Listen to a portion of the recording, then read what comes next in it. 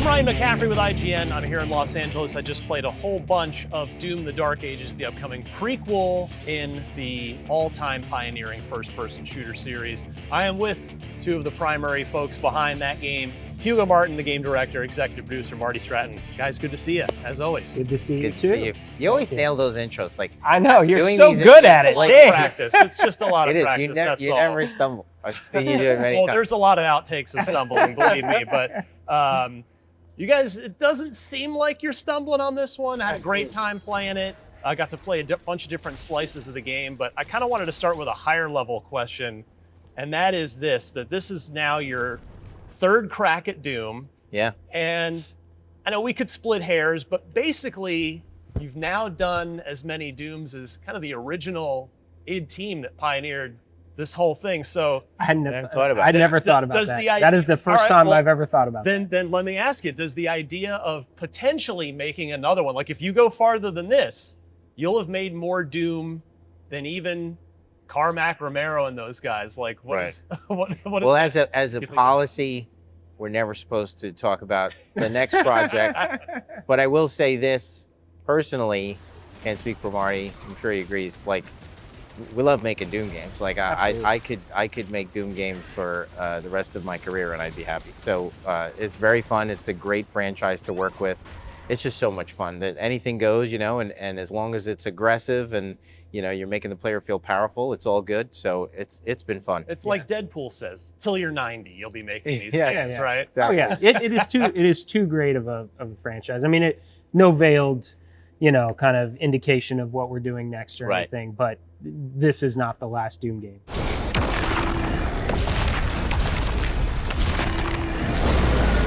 Does it surprise you guys that Doom does kind of still feel like the only game doing what it does in the marketplace?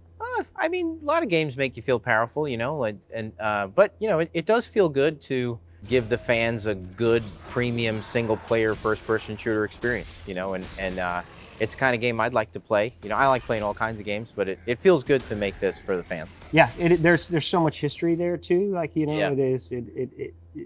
we always say it. It's just like we're standing on the shoulders of giants. You mentioned the original, Right. the original crew. Hugo always says how much we go back to and play the original games when we start whatever we're doing next, because it's just such great source material. So it's an honor to do it, and yeah, I mean the bar is we feel the need to set the bar to innovate with everyone we do. Yeah.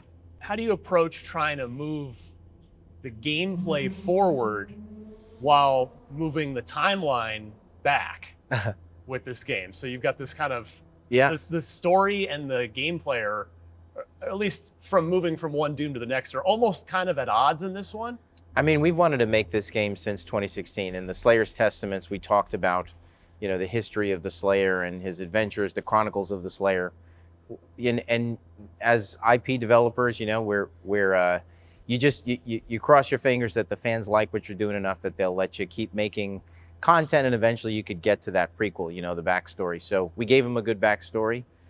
This is about the legend of the Slayer, and how those Slayer Testaments, talking about everything that happened in those Slayer's Testaments. And I think that the sci-fi element to our world allows us to do some pretty fun stuff. So it's medieval, but it's definitely medieval with a twist, which feels appropriate for Doom because sci-fi is really a part of the franchise. And I think those ingredients, they come together to hopefully give you something that feels fresh. We wanted to make sure that we, stayed true to the genre, like the world is dark. What do you think about when you think fantasy or medieval? I expect, overcast skies, a lot of rain, some church bells, Gothic architecture. It's all there, But then there's the Doom element, all of that with a healthy dose of metal, and aggression. And it's fun. It's trying to carve out our own space inside of the fantasy genre. That was the goal from the beginning.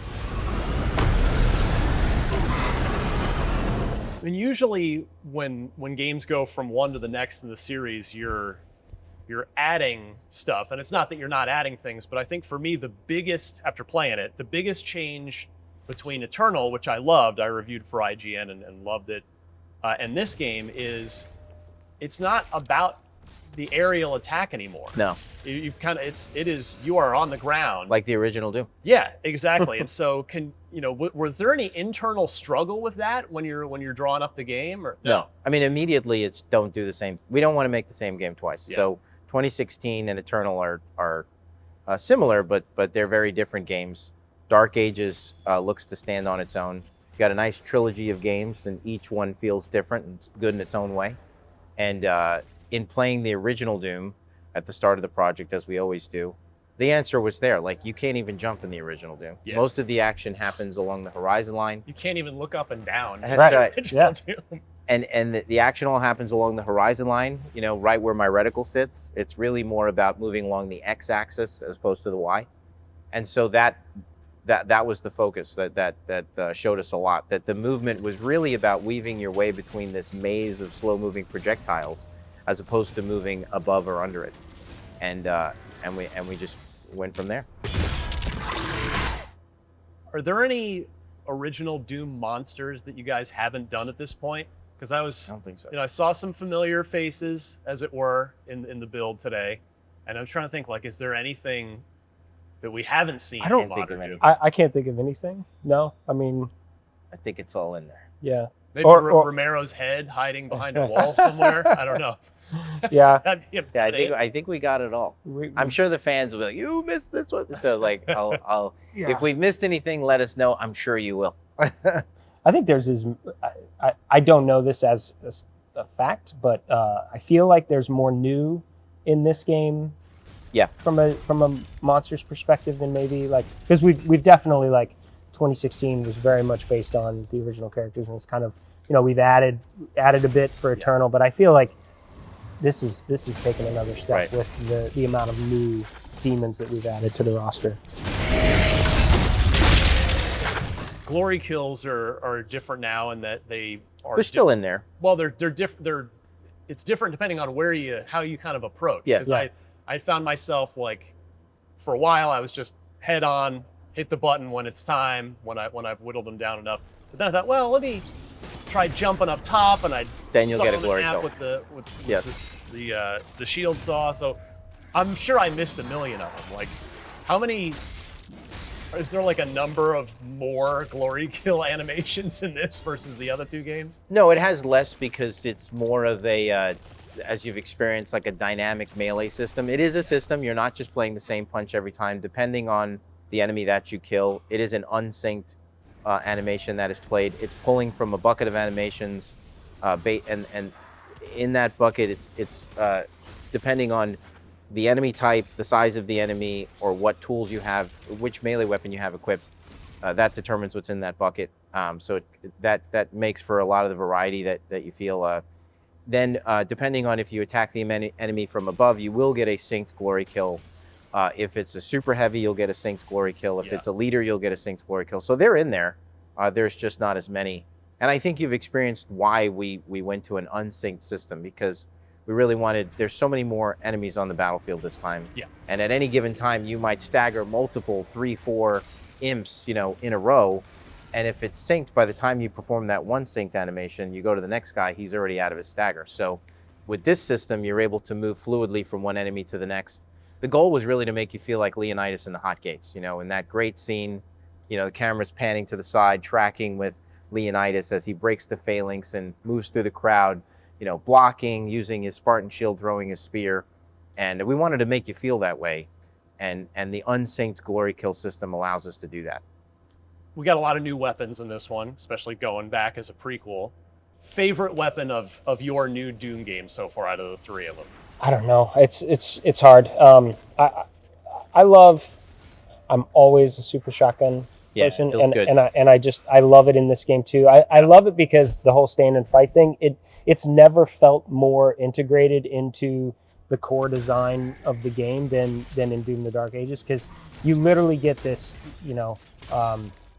you get into these boxing matches with the heavies. The stand and fight pulls you close to the enemy. There's an awesome loop there of parrying their attacks when you get close. They actually do these attacks like the Tyrant you probably experienced in Siege. They do these attacks when you're far away that like kind of pull you into them, push you. They don't literally pull you, but they make you want to get closer to them. When you get closer, they have these amazing melee attacks that you can parry, and that parry charges your melee. But it also, it because you're close, you feel like you have this kind of 1-2 punch with the super shotgun and the melee that I've never experienced in Doom before. So I think even something as classic Feels like as, a punch. Yeah, as classic as the super shotgun works as well as I think it ever has in a Doom game in Dark Ages. So it's a favorite. But then some of the new stuff, the rail spike is amazing. Headshotting the enemies with the rail spike is I like outrageously cool. the latest iteration. What you're playing with the Reaver chain shot, that ball and chain at the end is good, real good. It's better now. Like there's been some further, more polish and tuning going in, and that's just meant to feel like a rocket punch, and so the stand and fight loop with the super heavies is only made even cooler because that gun's kind of made for that. So I parry, I use melee, and every time I parry, part of the progression of that weapon is that a successful melee parry will instantly supercharge the chain shot, so it's already ready to go and it's fully charged because it is a gun that you have to charge up to unlock its full power. So it just starts to become like it's a long-range melee weapon, and it breaks bones more than it gores, and the sound design has been polished, so you can just hear it from across the arena that I just broke his ribs. And we've actually tuned it so when it hits an enemy, it kind of bounces off now like a lacrosse ball and then comes back, and just the image of that, the sound of the bones breaking, it's hanging in the air, after a successful parry, it feels so good. It's probably one of my favorites, but I like them all. I mean, I have no favorite. All of them are really fun. Our rocket launchers this time are spectacular. You haven't had a chance to use those yet. Seen that one. Yeah, there's some really, really smart progression behind that gun that allows you to use the rocket launcher at close range, because every time you do a successful parry, you give yourself a shield, which allows you to protects you against self-damage from the rocket launcher. So you could basically turn the rocket launcher into a shotgun, and it feels amazing. Yeah, I feel like in 2016 in Eternal, the combat puzzle was more about you figuring out kind of which weapon to use on which enemy at which time. Right. Now I feel like it's more of when to go melee and when to use the combat. The philosophy of Eternal is still there. Like there is still a combat puzzle. There is still something to master, but the tools you're using are different, and the whole control scheme has been streamlined. So it's more ergonomic. The actions you perform when solving that combat puzzle feels more intuitive. We're not asking you to do things that feel foreign to you, like, oh, use the flame belt right now because that gives you armor. I don't know that that's as intuitive as punch him because he's close. Yeah. Yeah, I would agree with that based on my time so far. The loop is generally you exploit weaknesses with your shield. Break armor. It's very contextual. There's a lot of depth in a single mechanic. So, bounces off a plasma shield, sticks into flesh like it's stun lock. Pulls you through the world. Pulls you through the world with the shield charge. Like shatters superheated armor, creating an AoE blast. So all of that just from one mechanic. So that you exploit weaknesses with your shield. You replenish resources with your fists. The melee gives you ammo back, and then you hurt things with your guns. I am one to not complain that we're getting another AAA single-player first-person shooter. I feel like the market's Me neither. moved too far away from those, so I'm happy. But at the same point, Doom literally invented deathmatch.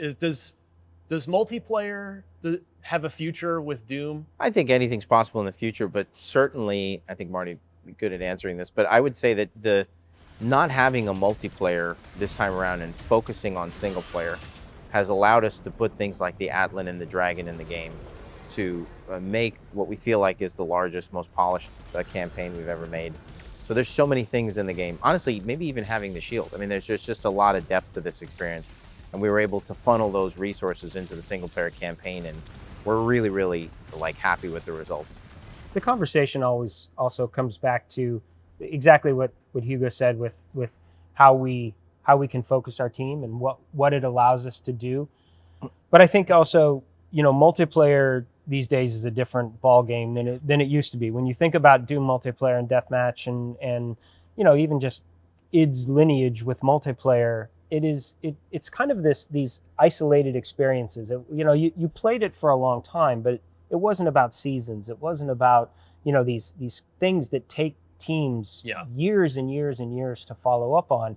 And I would say, you know, we have this conversation a lot about just what our studio is and what, you know, what our team, why do people come to id? They come to make these types of experiences. They come to be innovative, to push boundaries, to make, you know, to have a level of craftsmanship represented in the game that's like nothing else that they could do at another studio.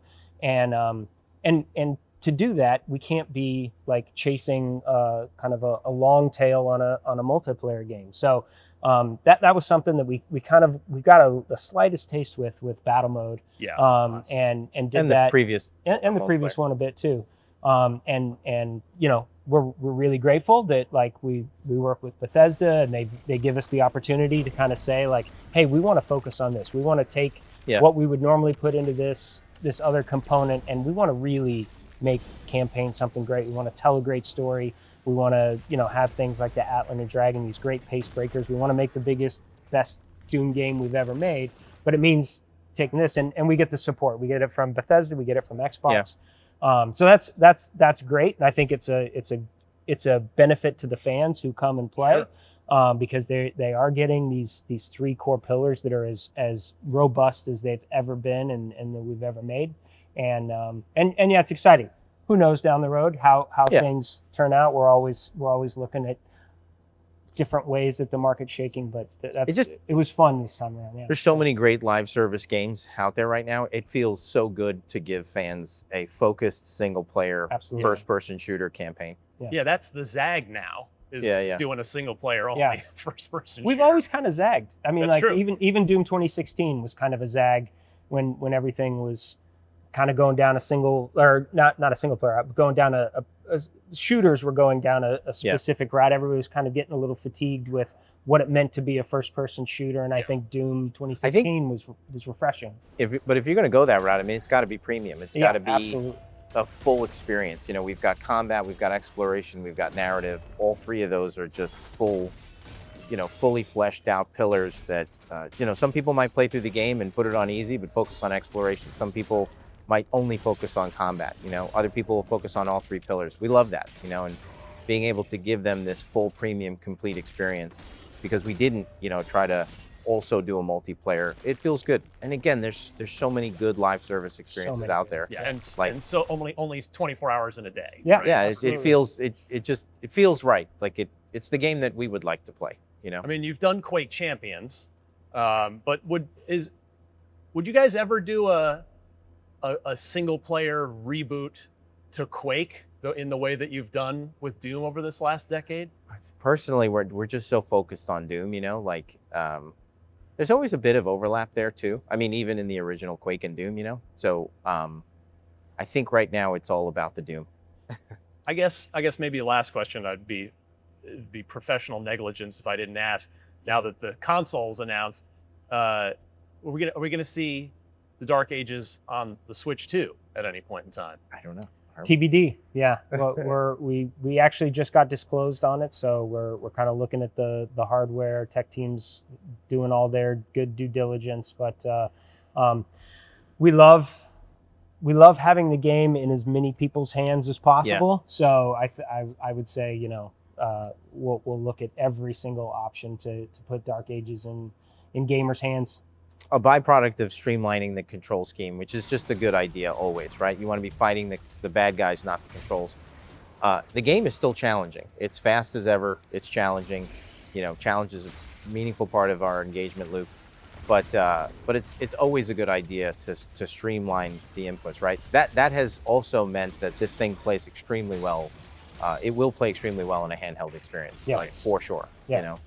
So without sacrificing depth, without sacrificing challenge, you know, and you saw with the sliders too, it's like, you can just customize this to whatever you want. I mean, you could make it crazy hard, way harder than anything we've made. You could make it super easy. You could strike some balance in between. Create your own, yeah. Yeah, we see that a lot in the office. It's not just everybody turning everything up. Actually, the best players in the office, they slow down the projectiles and then they make them lethal. So it's like they move even slower, so they're easy to dodge, but if you touch one, you're dead. Yeah. You know, so it's good. It feels really good to finally see it out there. Watch you guys play. It's very satisfying. And everybody else gets a chance on May 15th. 15th. 15th. May 15th. Don't take away 10 days from us. Come on. May 5th. I'll take May 5th. That works if we can do that May now. 15th. May yeah. 15th on pretty much every platform that's currently on the market. Yeah. Guys, thank you so much. Looking forward to playing a ton more of Doom: The Dark Ages. Thank you. Thank you.